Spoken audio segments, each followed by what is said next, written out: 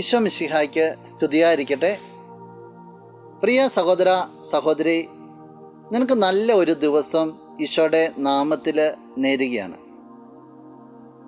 ഈശോയും ശിഷ്യന്മാരും കൂടെ കടലിലൂടെ യാത്ര ചെയ്യുന്നതും ആ ഒരു അവസരത്തിൽ വലിയ കാറ്റും കോളും ഉണ്ടായി അവർ വലിയൊരു അപകടത്തിൻ്റെ വക്കിലെത്തുന്നതുമായിട്ട് വിശുദ്ധ മർക്കോസ് വിവരിക്കുന്നുണ്ട്.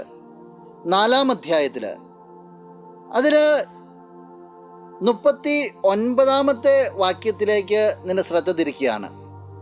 കാറ്റും കോളും ഉണ്ടായി ശിഷ്യന്മാർ നിലവിളിച്ചപ്പോൾ ഈശോ എന്താ ചെയ്തതെന്നാണ് അവിടെ പറയുക. അവൻ ഉണർന്ന് കാറ്റിനെ ശാസിച്ചുകൊണ്ട് കടലിനോട് പറഞ്ഞു, അടങ്ങുക, ശാന്തമാകുക. കാറ്റ് ശമിച്ചു, പ്രശാന്തത ഉണ്ടായി. അവരുടെ ജീവിതത്തിലൊരു അപകടം വന്നപ്പോൾ ഈശോ ആ അപകടത്തിൻ്റെ സ്രോതസ്സിനെ ശാസിക്കുകയാണ്. ഇപ്രകാരം പറയുക, കാറ്റിനെ ശാസിച്ചുകൊണ്ട് കടലിനോട് പറഞ്ഞു. കാറ്റാണ് കടലിനെ ഇളക്കി വിടുക. ഈശോ കാറ്റിനെ ശാസിച്ചു, കടലിനോട് പറഞ്ഞു, അടങ്ങുക. നിന്റെ ജീവിതത്തിൽ കാറ്റും കോളും ഉണ്ടെങ്കിൽ അത് എവിടെ നിന്നാണ് വരുന്നത്, എന്ത് മൂലം വരുന്നത് നിന്റെ കർത്താവ് വ്യക്തമായിട്ട് അറിയും. നീ നിന്റെ കർത്താവിനെ വിളിച്ചപേക്ഷിച്ചാൽ ജീവിതത്തിലേക്ക് ആഞ്ഞടിക്കുന്ന കാറ്റിനെ അവൻ ശാസിക്കും. പിന്നെ കടൽ ശാന്തമാകും, ജീവിതം ശാന്തമാകും. എന്തൊക്കെ പ്രതിസന്ധികളാണെങ്കിലും നിന്റെ മുമ്പിൽ നിന്റെ കർത്താവിനെ നീ ഒന്ന് വിളിച്ചപേക്ഷിച്ച്, നീ വിളിച്ചപേക്ഷിക്ക്. നിന്റെ കർത്താവ് എല്ലാ കാറ്റിനെയും ശാന്തമാക്കും. നിന്റെ ജീവിതം ശാന്തമാകും.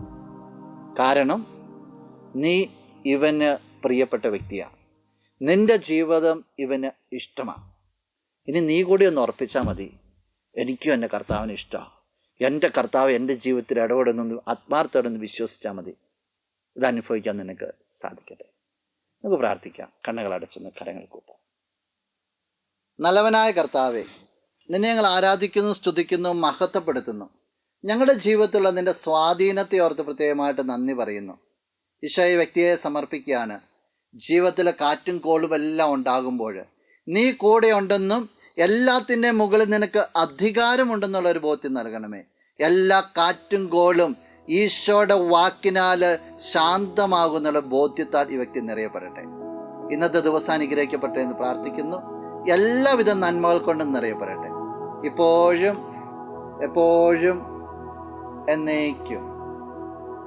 ആമേൻ. നീന്റെ സർവ്വം, നീ എനിക്കുള്ളവൻ, നീന്റെ സർവ്വം എല്ലാറ്റിനും, നിൻ ജീവനിൻ പേർക്കാ തന്നതിനാ, നീ എൻ്റെ സർവ്വം എല്ലാറ്റിനും, നീ എൻ്റെ സർവ്വം